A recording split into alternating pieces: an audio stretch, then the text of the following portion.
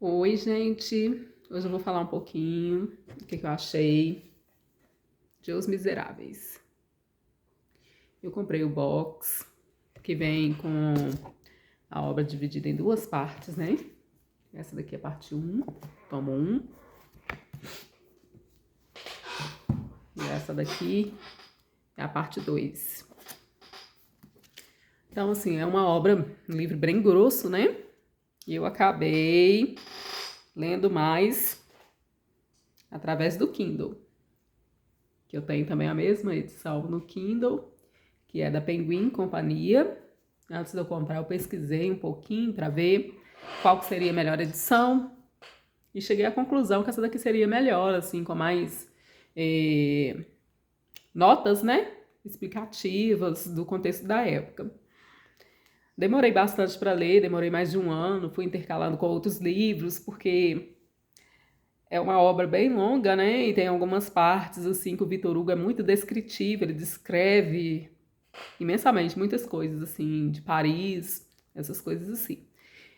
Foi publicado em 1862 e era uma época, né, que ele passa numa época, né, em que a França tinha muitas diferenças, assim, entre as pessoas, os chamados miseráveis, né, que não eram nem burgueses nem nobres, e eram pessoas, assim, que viviam sob condições péssimas, enquanto a nobreza ostentava a riqueza e etc. Então, assim, chegou num ponto que essas pessoas começaram a se revoltar e se uniram contra tudo que estava estabelecido. Mas o livro, ele não é um livro histórico, não é um romance histórico.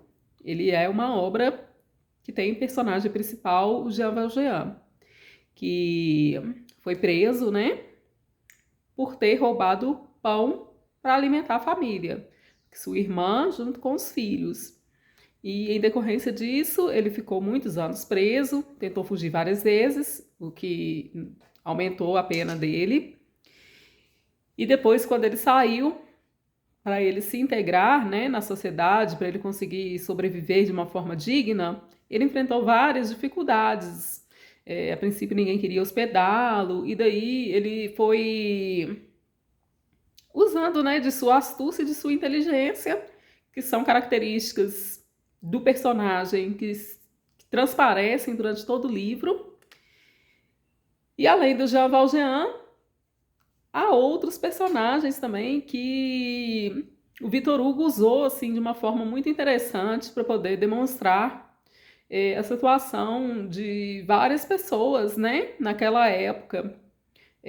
A Fantine, que é uma mulher, né, que ficou sozinha com sua filha naquela época em que tinha muito preconceito com as mães solteiras.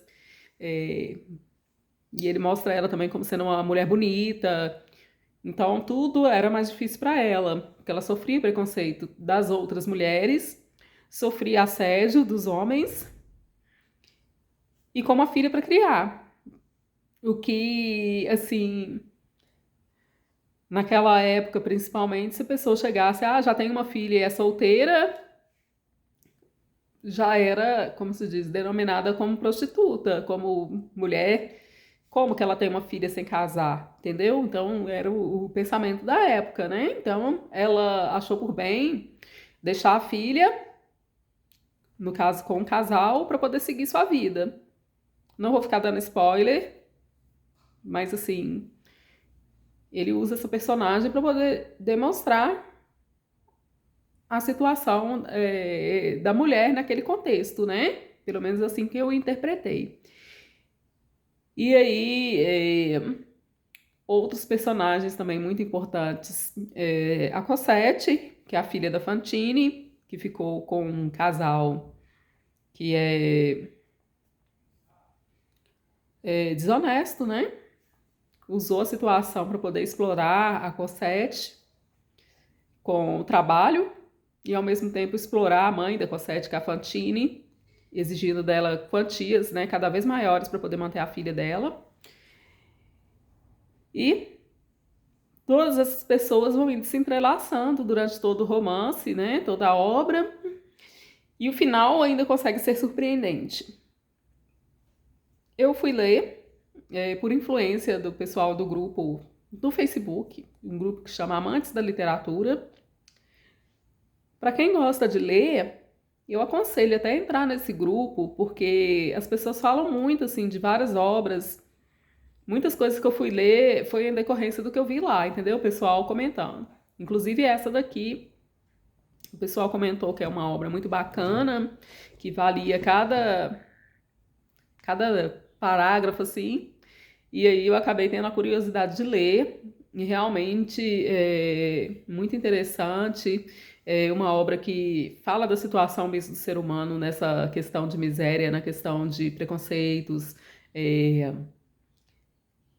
e de como que a gente, às vezes, né, as pessoas, às vezes, não têm uma segunda chance para poder viver bem, como que em locais que tem pena de morte, às vezes a pessoa é condenada por ter roubado um pão, por ter feito uma coisa assim, e não hoje, né, hoje eu acho que não existe isso mais, mas nessa época, e o Vitor Hugo, ele conseguiu, né, através de uma história, de um romance mesmo, abordar questões tão importantes e relevantes para a época e, na minha opinião, relevantes ainda hoje, né? De como que a pessoa pode viver, sobreviver, como que o mundo às vezes é injusto com as pessoas, como que às vezes a pessoa que não teve oportunidade, ela tem uma vida totalmente diferente de quem teve condições de estudar. Imagina então no século XIX, né? 1800 e alguma coisa.